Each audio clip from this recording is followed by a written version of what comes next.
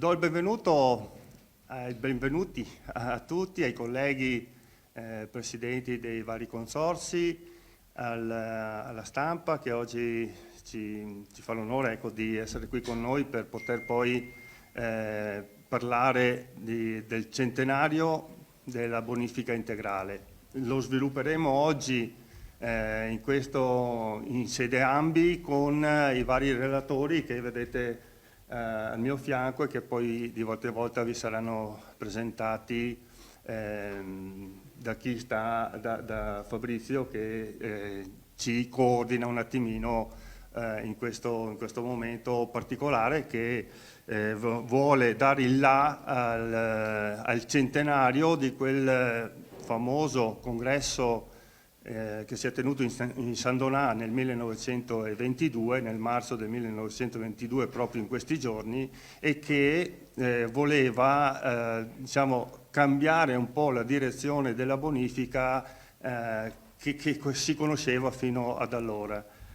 Mi sembra che ci sia ben riuscita quell'occasione a modificare il corso dell'attività umana in Veneto, perché vediamo che moltissimi territori da quel momento in poi sono stati strappati alla palude e all'acquitrina che c'era e alle malattie che questo portava, che questa situazione portava, ed arrivare a uno sviluppo economico nel tempo, nei decenni, notevole come quello che stiamo vedendo in questi giorni. Certamente in questi anni.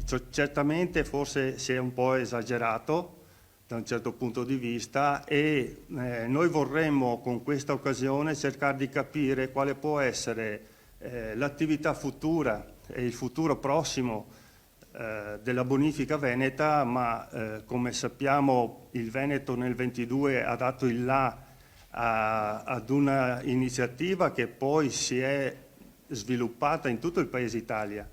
E mi sa che questa occasione che ci stiamo dando di ripensare la bonifica per i prossimi decenni sta raggiungendo un pochettino lo stesso scopo, perché AMBI nazionale l'ha fatta sua e la sta proponendo all'intero Paese. Ecco, da qui vorremmo cominciare assieme ai relatori illustri che abbiamo e che hanno studiato in questi ultimi anni di festival della bonifica di San Donà, cosa può essere il futuro della bonifica in Veneto, appunto capire quale potrà essere la strada che io onestamente per quanto mi riguarda avrei già così in mente all'interno della riforma che c'è stata nel 2012, nel 2009 con la legge 12, legge regionale.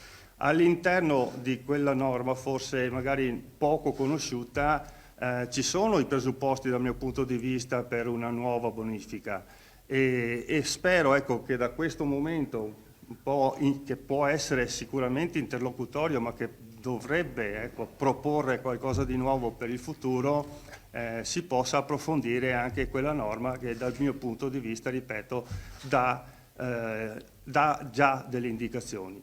Io mi fermo qua, Fabrizio, se vuoi tu continuare con i nostri relatori per proseguire l'incontro. Grazie.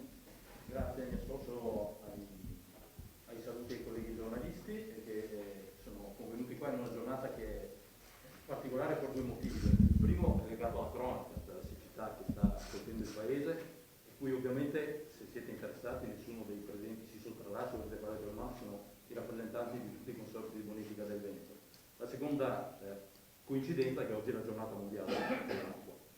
L'evento di oggi segue analoga iniziativa che si è svolta ieri a Roma, in sede nazionale, al Tempio di Adriano, alla presenza delle istituzioni, del Parlamento e del Governo, e impreziosita anche dalla lettura fatta da Pennacchi in video di un brano di Silvio Trentini. Dico questo perché quanto è stato accennato da Francesco Cazzaro, cioè il congresso di San Donà di Piave, fu uno straordinario esercizio di democrazia, nella quale si confrontarono esperti di tutta Italia ed esponenti politici, da Don Luigi Sturzo a Silvio Trentini, ad esponenti del governo, per riuscire a disegnare quella che è stata poi la bonifica su cui ancora oggi vive il nostro Paese, perché una cosa che sicuramente sarebbe importante sottolineare, il 30% dell'Italia esiste perché c'è l'attività dei consorzi di bonifica.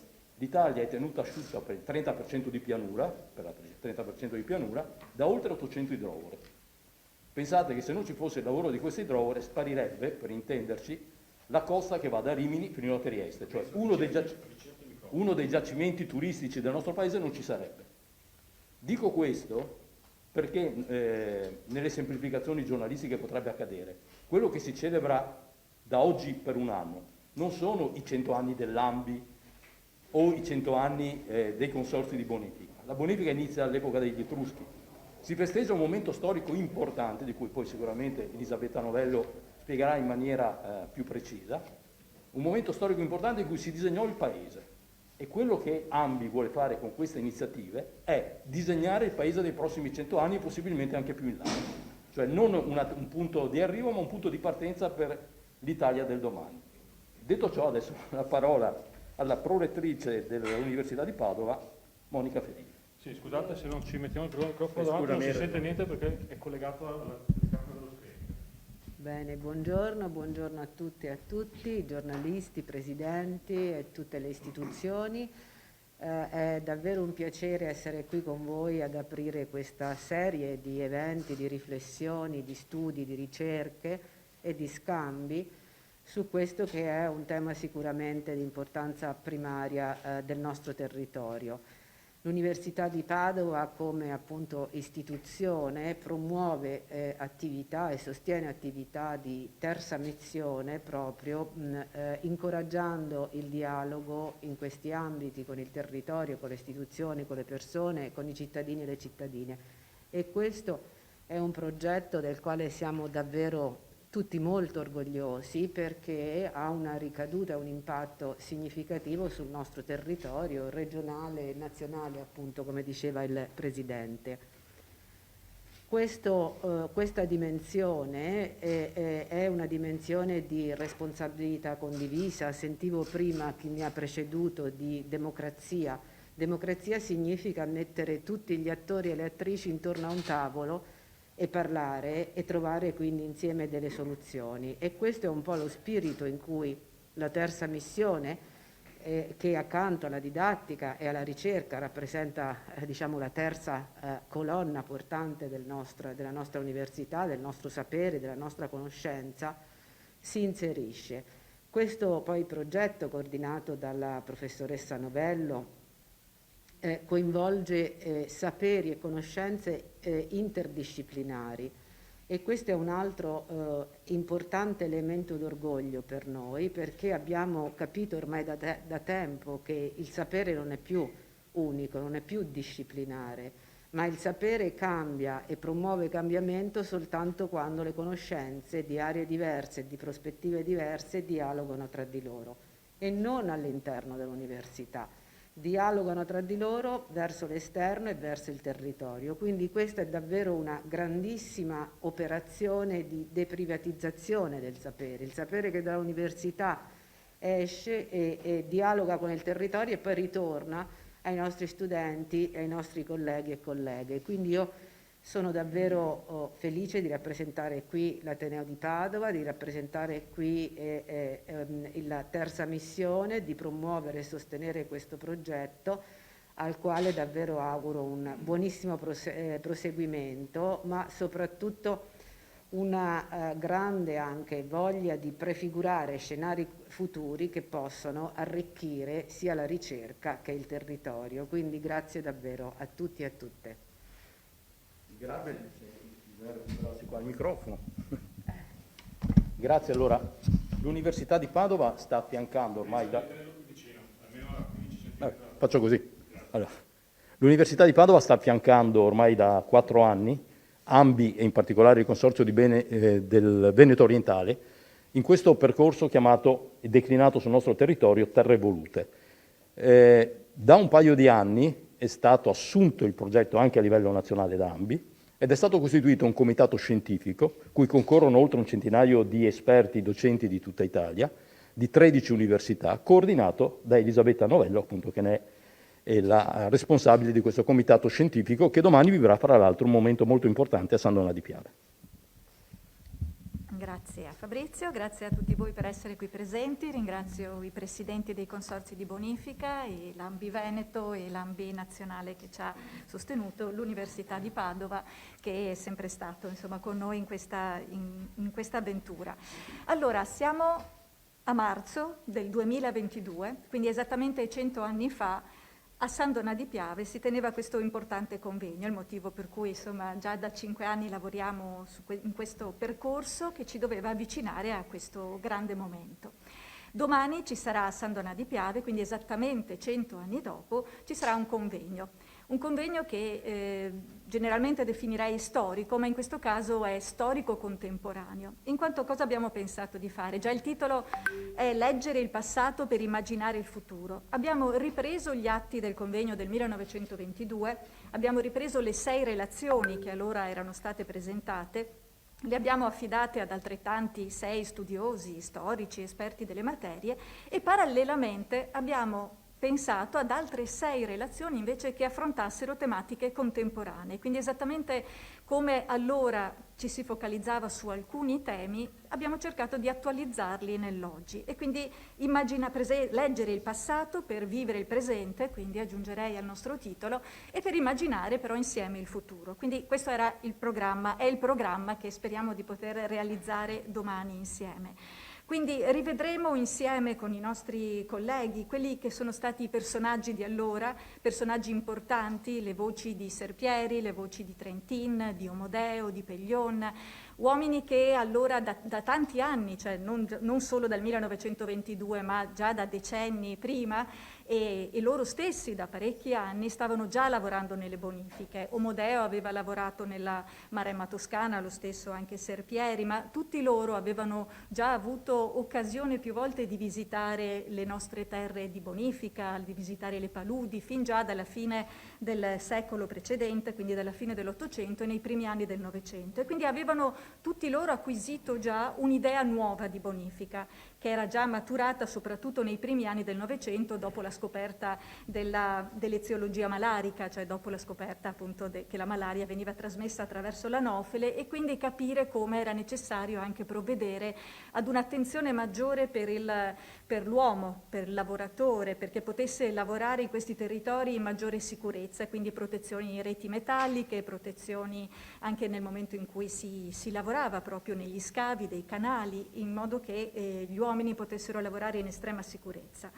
Si arrivò quindi già nel 1922 con un'idea di bonifica integrale molto matura, ormai avanzata. Si trattava allora di ricostruire, di ripartire, perché ovviamente dopo la guerra si era già cominciato a fare molto, perché era stata istituita una commissione per le terre liberate che già in collaborazione proprio con l'allora Federazione dei Consorzi di Bonifica aveva già cominciato a ricostruire sia gli impianti idrovori ma anche le case coloniche, cioè si era già ricostruito più di 1500 case coloniche al giorno, si stavano risistemando e rendendo di nuovo abitabili. Quindi il lavoro era già partito subito dopo la fine della guerra, non si era aspettato nulla, erano intervenuti numerosi istituti bancari, la Federazione di Credito, cioè si era investito molto in bonifica, nella ricostruzione del territorio, perché eravamo sicuramente allora, come poi lo saremmo stati fino agli anni 50 avanzati, soprattutto un popolo di agricoltori e di contadini. E quindi bisognava ricostruire il territorio.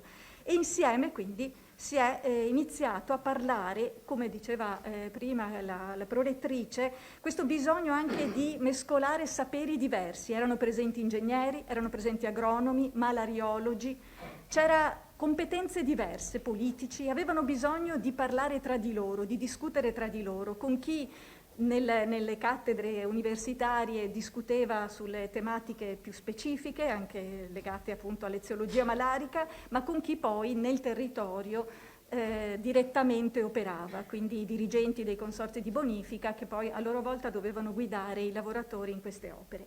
Quindi speriamo che domani si riesca a ricreare questo stesso spirito, questo spirito di costruzione insieme per un percorso appunto che possa aiutarci a immaginare il futuro della bonifica. Quindi oltre, come vi ho detto, agli interventi storici, avremo il professor Castaldelli che ci parlerà per esempio degli elementi ecologici, della rinaturazione dei corsi d'acqua. Questa è una tematica più sentita oggi di quanto forse poteva essere sentita 100 anni fa, anche se già allora comunque se ne parlava sicuramente. Avremo Francesco Zen, sempre dell'Università di Padova, che invece ci parlerà del credito alle opere di bonifica agraria. Abbiamo Mauro Masiero del Dipartimento di Territorio e Sistemi Agroforestali che ci parlerà di come valorizzare i servizi ecosistemici. Parleremo con Piero Ruol, sempre del professore di costruzioni marittime in questo caso, della gestione del rischio costiero. Quindi tematiche nuove, tematiche moderne che guardano appunto al futuro e che speriamo che domani insieme con un dibattito al quale sicuramente dedicheremo molto spazio, potremo partire e iniziare questo centenario. Come ricordava prima Fabrizio, è la partenza, questo è l'inizio, il primo evento, che poi ci porterà attraverso una serie di altri incontri, perché tutti i consorzi di bonifica veneti stanno organizzando altri eventi culturali che avranno luogo, insomma, da qui fino a maggio, ma anche oltre, perché si pensa di finire questo nostro percorso nel marzo del 2023. Quindi già alcuni consorzi hanno presentato un loro progetto di convegno scientifico, il Bacchiglione, le Acque Risorgive, ma anche altri che adesso non vorrei dimenticare. Praticamente tutti organizzeranno una giornata, quindi in ogni consorzio di bonifica verrà organizzata una o più giornate, che saranno dedicate a tematiche diverse, che saranno dedicate anche ad eventi sul territorio, saranno aperte le idrobore, saranno creati tour di visita per i cittadini, per aiutare ad una maggiore conoscenza di questo ricco patrimonio che loro stessi gestiscono ormai da moltissimi anni. Arriveremo a maggio, quindi dal 25 al 29 maggio, al Festival della Bonifica, dove ospiteremo questi famosi professori, questo comitato scientifico di appunto 13, 14, ultimamente se ne è aggiunta un'altra, università d'Italia, i quali a questo punto invece affronteranno un'altra tematica, che è quella dei 17 obiettivi dell'Agenda 2030, e sono obiettivi che interessano in modo particolare il mondo della bonifica, e a loro insieme da 2 anni stanno lavorando per costruire delle linee guida, possiamo definirle, per costruire insieme anche confrontandosi con alcuni uomini della bonifica, per costruire quelli che possono essere i percorsi che aiutano il mondo della bonifica a raggiungere questi obiettivi. Quindi in prima linea i consorzi di bonifica avranno la possibilità, insieme con questi colleghi, di trovare delle azioni, degli itinerari e delle azioni che potranno essere utili per il raggiungimento di questi obiettivi. Quindi ognuno può partecipare come più riesce, come più gli è possibile, al raggiungimento di questi importanti target. Poi si usano diverse espressioni, ma comunque penso che tutti voi conosciate l'Agenda 2030 e l'importanza che riveste proprio per un ambiente che sia sostenibile, e la sostenibilità, l'importanza della valorizzazione degli ecosistemi è sicuramente uno degli obiettivi più sentiti e vissuti quotidianamente nel mondo della bonifica. E anche in quell'occasione avremo 2 giorni pieni dove verranno presentate queste linee guida, verranno presentate al mondo politico delle amministrazioni comunali, ma anche a tutti coloro che sono operativi nel territorio. Altri eventi importanti che pensavamo appunto di organizzare in quei giorni saranno sicuramente dedicati a ambiente e salute, in particolare con il coinvolgimento dell'ASL locale e forse anche dell'ASL di Padova. Saranno dedicati a tutto ciò che le amministrazioni comunali possono invece fare all'interno del territorio in collaborazione con i comuni. Già i comuni sono parte dei consigli di amministrazione dei consorzi di bonifica e quindi sono coinvolti direttamente nelle operazioni sul territorio, e in quell'occasione ancora avranno modo di confrontarsi. E quindi partiamo, andiamo avanti, dopo se volete fare altre domande sono a vostra disposizione. Grazie ad Elisabetta Novello, che ricordo essere la direttrice del Comitato Scientifico di Terre Volute, del progetto Terre Volute, che vede protagonisti tutti e gli 11 consorzi di bonifica del Veneto e quest'anno con un pieno coinvolgimento anche perlomeno delle altre 19 AMBI regionali in tutta Italia. Se Elisabetta Novello è l'anima scientifica del progetto Terre Volute, l'anima artistica è Andrea Pennacchi, che oggi abbiamo il piacere di avere qua di persona. Allora, lui da 4 anni è il direttore artistico del festival. Diciamo che gli ha potuto anche portare bene il festival, visto che oggi è una star a livello nazionale, e devo dire che fin dal primo anno, comunque, al di là dell'aspetto legato alla sua professionalità, ci mette molto di più, perché è un attore la cui cultura è permeata di quella cultura del territorio che poi riesce a trasporre in un cartellone che ogni anno porta a San Donà di Piave in occasione del festival, devo dire, il meglio dello spettacolo italiano legato a questi valori, che sono quelli appunto della promozione, della tutela dell'ambiente e del territorio. Andrea Pennacchi. Sì, sì, perché Grazie sennò... mille. Perché sennò che bello, tutto moderno. Allora, buongiorno a tutti. Sarò molto breve. Sono molto fiero e felice di essere stato chiamato dalla professoressa Novello e dall'AMBI a essere la quinta colonna della terza missione, diciamo noi. Perché il nostro compito è, ovviamente, di fronte a tutte queste cose importantissime, le riflessioni sul futuro e sulla scienza che sta dietro la bonifica, il nostro compito è quello un po', dico nostro perché io faccio sempre tutto senza l'aiuto di Maria Laura Maritan e di Lele Marcassa non sarei riuscito a fare praticamente niente. Diciamo, il nostro compito è quello di portare ad altri linguaggi, no? Queste riflessioni che vengono fatte, portarli e portare il locale, che come diceva giustamente prima, io proprio sento nelle ossa, perché sono cresciuto di fianco a una chiusa, sono nato di fianco a una chiusa del consorzio, per cui proprio la vivo tanto sta roba, però portarla dal livello locale a un livello di riflessione, di emozione universale, diciamo, che è quello, insomma, che cerchiamo di far sempre. Per cui quest'anno abbiamo pensato per il centenario a proprio dei progetti ad hoc. Abbiamo costruito delle cose, a parte un piccolo antipasto che ci sembrava interessante fare con una proiezione del film Welcome Venice, che è di Andrea Segre, che è un film molto interessante per riflettere, usando Venezia come metafora, sul rapporto tra territorio e le crisi che stiamo affrontando tutte quante, diciamo, da quella dell'acqua a quella delle malattie, alla pandemia. Poi però torniamo, diciamo, dopo questa proiezione che sarà anche occasione, spero, di riflessioni sul tema, poi torniamo proprio all'espressione artistica, per cui facciamo un lavoro di danza, lo spettacolo Boomerang, che è sull'acqua, per riflettere sul tema della siccità, diciamo, vera, ma anche sulla siccità morale, diciamo, dell'anima. E poi 2 progetti costruiti, anzi 3 progetti costruiti proprio apposta. Uno è Valerio Aprea, un attore straordinario che recita testi suoi e di Marco D'Ambrosio in arte Macox, con i suoi disegni anche, sul tema della bonifica. Proprio, tra l'altro, anche Macox scopro essere nato in terre di bonifica, per cui si parte dal tema della bonifica nel senso più letterale, per poi diventare una riflessione su cosa significa, no? Rendere buono un territorio in tutti i sensi. Poi io, Lele Marcassa e Giorgio Gobbo stiamo scrivendo un racconto su Trentin, perché ci sembrava giusto, in occasione del centenario, parlare di una figura straordinaria del nostro territorio, però di levatura nazionale, che a volte viene dimenticata ingiustamente, e anche metterla nel contesto di quello che è successo in quei fatidici 3 giorni del 22. E quindi noi ci occupiamo della memoria, diciamo, se gli altri si preoccupano del futuro.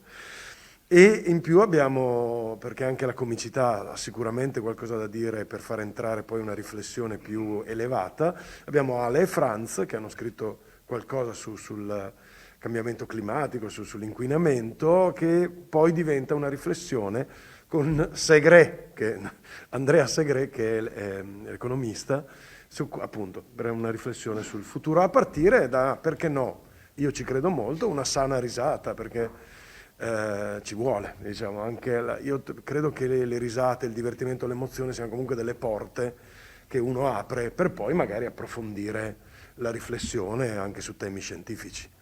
Quindi siamo molto fieri, diciamo, di questa nostra cabaret di paste che offriamo a fine del pasto vero e proprio, e vi aspettiamo. Ecco, grazie ancora.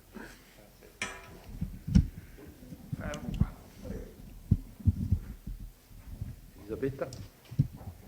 Scusate, volevo solo aggiungere che a questo evento stanno davvero lavorando tantissime persone. Stiamo lavorando tutti insieme già da 4 anni, come abbiamo detto, 5 con questo, ma sono davvero impegnati tutti, sono impegnati ovviamente nel mondo artistico, cioè non ci siamo solo io, non c'è solo Andrea, ma insomma ci sono Maria Laura, Alice, 1000 persone che ora non riesco nemmeno a ricordare tutte, talmente tanti siamo, che davvero tutti i giorni sono presenti e si stanno impegnando perché questo evento risulti il più bello possibile. Quindi se avete occasione e avrete occasione di essere presenti domani, ma anche a maggio, potrete subito capire e rendervi conto di quanto lavoro poi c'è dietro questo evento.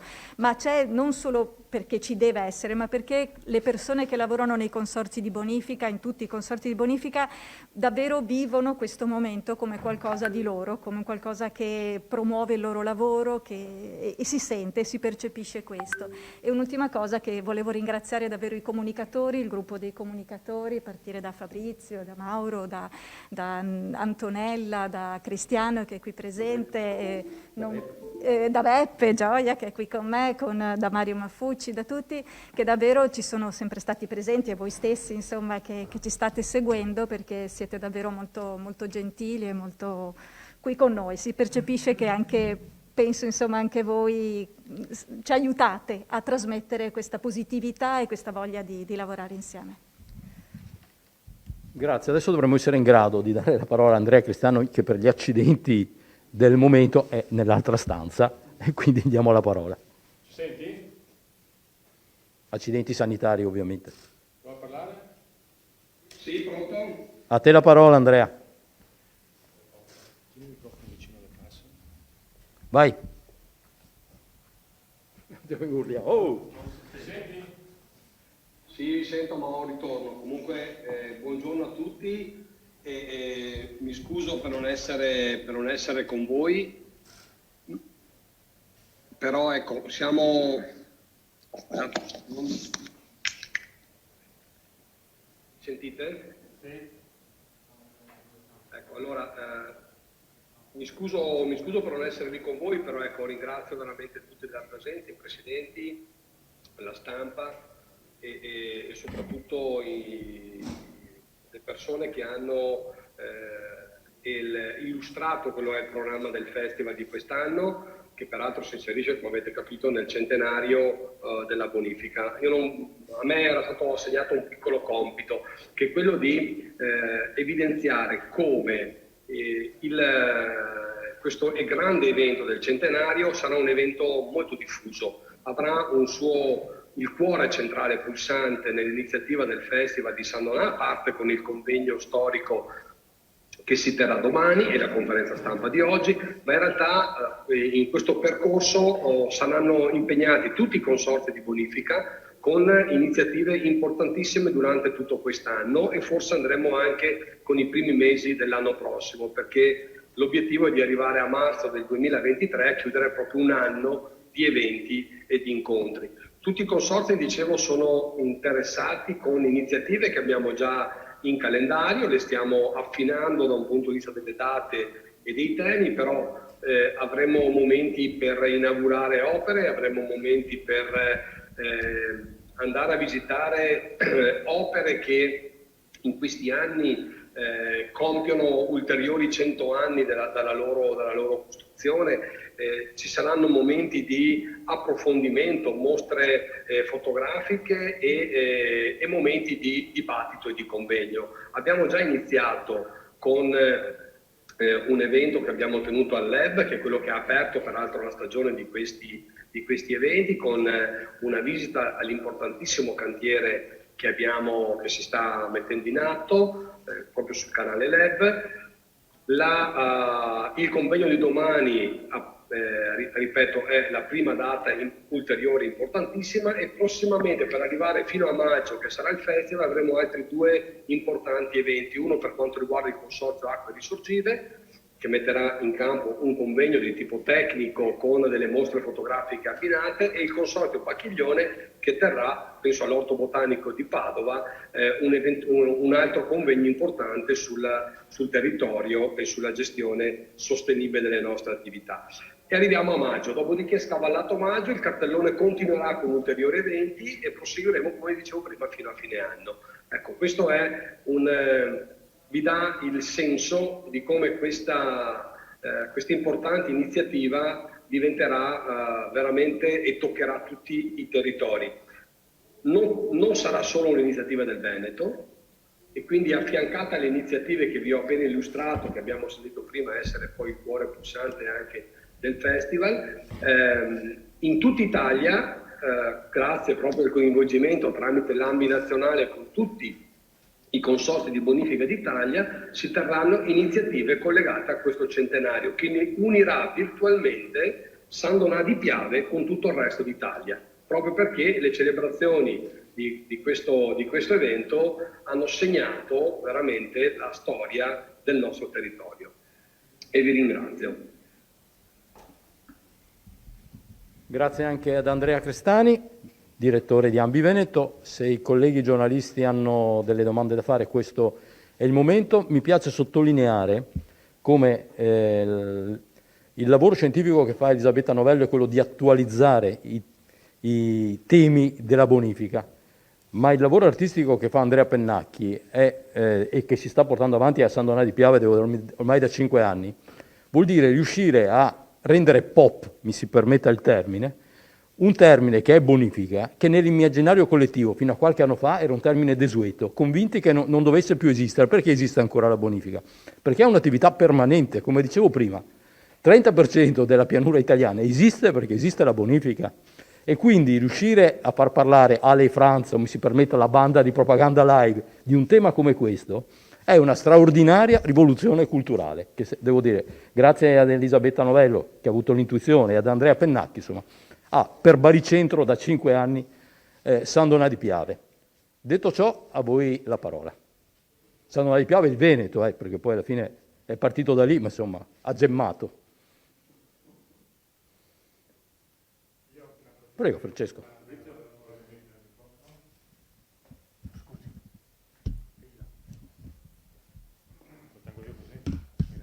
No, volevo chiedere, visto che se ne è fatto cenno prima, il convegno di domani sarà anche, diciamo, un modo per ricordare quel convegno, ma ragionare sui prossimi 100 anni rispetto al ruolo che dovranno avere i consorzi.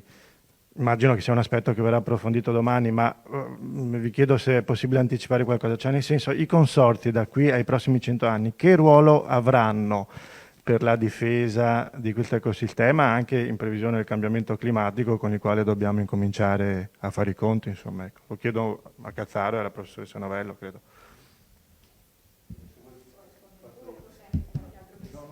Certamente sì. Ma i consorzi di bonifica avranno sempre un ruolo, proprio per quello che diceva Fabrizio Stelluto prima. Cioè, noi anche in Veneto 1/3 della nostra pianura è sotto il livello del mare, fino a 4 metri.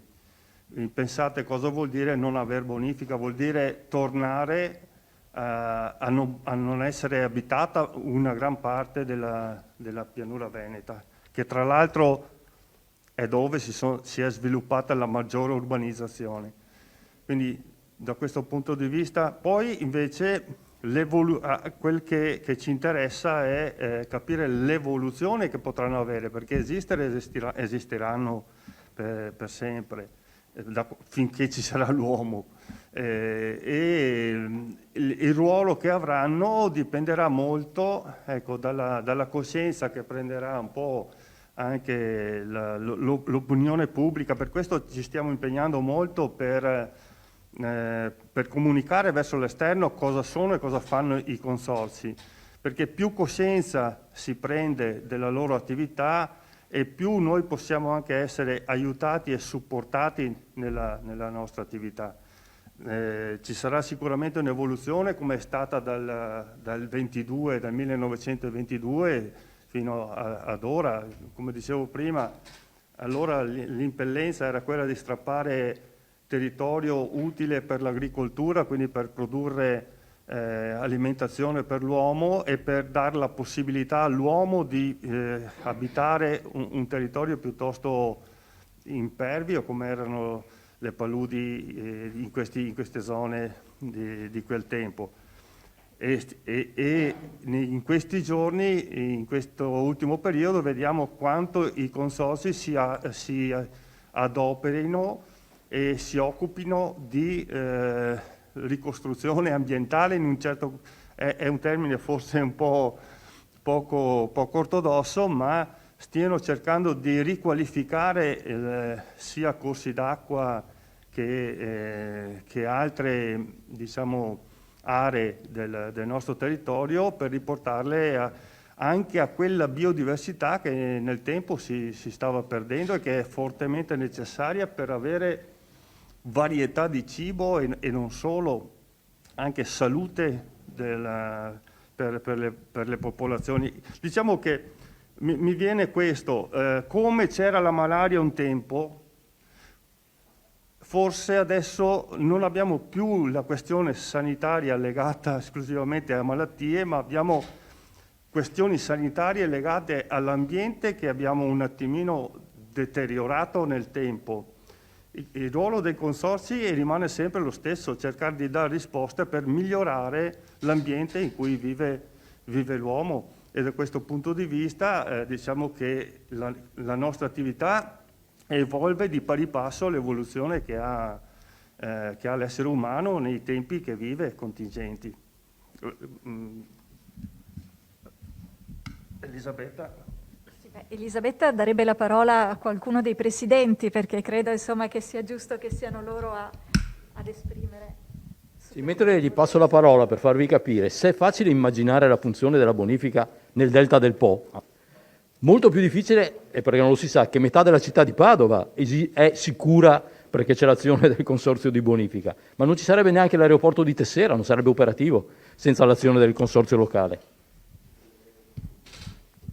Grazie.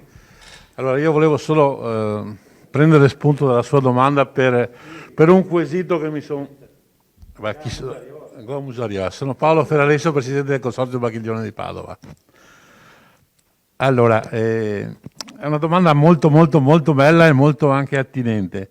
Allora, 2022 io lo chiamo l'anno zero perché i temi che dovremo affrontare i prossimi anni sono differenti e sostanzialmente sono i temi che ci porteranno avanti proprio per il territorio. Faccio un esempio su tutti. Allora, criticità, adesso siamo in completa siccità, cambiamenti climatici e noi abbiamo sicuramente dei canali che non sono adeguati. Abbiamo un territorio che dovrà essere ridisegnato anche dal punto di vista urbanistico per trovare quello spazio all'acqua che non c'è. Poi dovremo veramente mettere in moto tutte le nostre energie assieme all'università per evitare di espellere l'acqua che arriva ai nostri impianti idrovori. Riuscire a risparmiare il 10, il 20, il 30% di acqua di quella che normalmente buttiamo a mare sarebbe già un grossissimo risultato. Questo è l'investimento vero, secondo me, da fare per i territori. Quindi la bonifica sicuramente dovrà vivere, ma dovrà vivere alla grande, proprio in questo contesto sociopolitico che stiamo affrontando adesso. Grazie.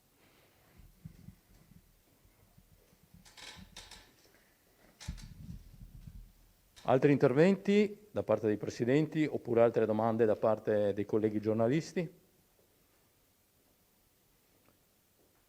Beh, mi pare che siamo stati allora esaustivi, nessuno vuole aggiungere nulla? Vabbè, allora grazie anche a chi è rimasto collegato in streaming. Mi piace sempre concludere sollecitandovi una riflessione. La prossima volta che piove, e ci auguriamo ovviamente che succeda anche presto, e siete in città, domandatevi come mai la città non si allaga. Quando voi vedete l'acqua finire in una caditoia, domandatevi dove va a finire quell'acqua. Quando, voglio dire, se vi ponete la domanda capite che cos'è la bonifica e tutto il sistema di drenaggio del territorio, perché l'acqua non sparisce. C'è tutto un sistema complesso che porterà quell'acqua via, permettendoci a noi di vivere in luoghi salubri, fino a quello che si chiama il ricettore, che può essere il fiume o il mare. Grazie e l'invito naturalmente, oltre a seguire tutte le iniziative di Ambi 100, di Terre Volute 100, è, se avete voglia e possibilità, di venire a San Donà di Piave l'ultima settimana di maggio, oltre a seguire le iniziative sul territorio, perché vivrete veramente, come diceva Andrea Pennacchi, che cos'è un territorio che vive in simbiosi con la propria tutela e la gestione di un territorio difficile. Grazie e buona giornata a tutti.